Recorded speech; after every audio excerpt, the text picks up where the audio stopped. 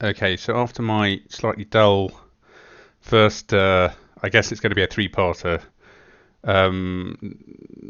tutorial on how to do lens distortion or use Nuke to get the K values and then put that into Blender and then do the underdistort there. I thought that all sounds a bit too complicated. The easiest thing is to use After Effects, and After Effects can handle simple lens distortion with the optics compensator filter. And the way I do it, I'll switch it on there, and then I do the reverse normally for GoPro, and you just slide it until it looks right. Okay. And if you need some assistance or guidance, just get the pen tool and draw some straight lines and check that they're straight, that they're not sort of going in or going out or whatever. And this looks pretty good to me. This one. So you could you could render this out and use this in the 3D track if you didn't want to put the lens distortion back, right? But if you want to put the lens distortion back, you need to do the optimal pixels, which will do the entire. This is very similar to what I was doing in Nuke, and you would render this out, maybe slightly larger resolution. Do your 3D tracking in it, do your render, take your render back in, and then you do the reverse value, and that will put the distortion back in. And then you just you might have to adjust the scale, make it bigger, smaller, or something. But this will that's how you put the lens distortion back into your CG render to match the original thing. Is you just put the reverse value in with the checkbox there. So I just thought I'd show this because the Nuke thing is a little bit intimidating. The K numbers and all this. As you see, this doesn't have K numbers. Adobe doesn't seem to have, they have their lens profiler for you to, if you want to build your own lens models. But even that doesn't have any K numbers. It's all sort of magic alchemy to make a profile for Lightroom or Photoshop. You can't, as I suggested in the other video, use those to give you the K numbers. Although you could use them for underdistort, but you wouldn't be able to. You need those value numbers, you see, or at least a way of reversing it. And also, I looked at resolve, and this is probably my fourth part. My third part in the lens distortion thing is I need to bite the bullet and go through the 3D equalizer because it came up again in resolve. Just a quick look over resolve. This can do 3D equalizer stuff too, so it's kind of becoming more and more, and it's also got PF track, which is the 3D tracking I mainly use, which has it has inbuilt lens distortion thing.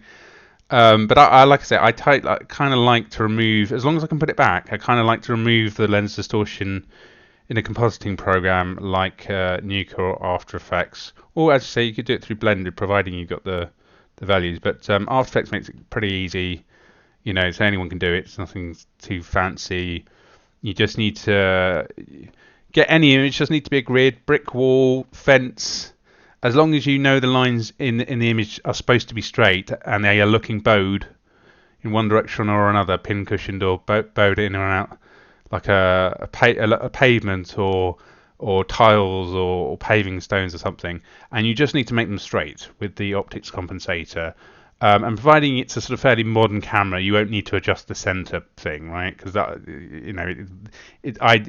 this is sort of if it's slightly offset or something like this, which is kind of on more modern cameras, that's sort of going to be unlikely. But yeah, at a basic level, you can use the After Effects optics compensator to remove lens distortion, and I'm going to just at some point go through a load of, as I say, 3D equalizer things to just because it keeps coming up, and it seems to be, well, it is the sort of daddy of 3D tracking, although I hardly ever use it, partly because for the longest time it was only available on Linux, and it was also quite expensive. But recently they have a rental thing which makes it probably worth knowing, and it's only out of all the 3D tracking programs, which I've used them all, Buju, Match Mover, PF Track, Synthesize, After Effects 3D Tracker, Nuke's 3D Tracker, Resolve's 3D Tracker. I mean, my thing is I like to know all the 3D trackers in case one of them doesn't work, then I'm not stuck, right? Always have options, and there's not a massive amount to 3D tracking. They're all very similar, but sometimes some work better than others. I mean, just the other day, I used After Effects 3D track and got that into Blender, and I normally always use PF track, and I was having problems with PF track, but in After Effects it seemed to solve it fine. So it's always worth trying the automatic thing in any of the programs just to see if you can get something to work quickly and well.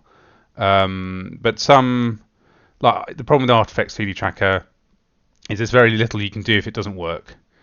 And that's the thing is you always need a plan B in VFX if the technique that you're using is not going to work. Have you got another option?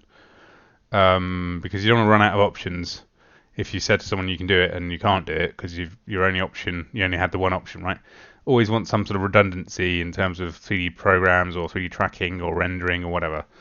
Anyway, so this is getting a bit preachy. But yeah, if you want to how to. This is just a tutorial on how to do the lens distortion using After Effects. Okay, that's it.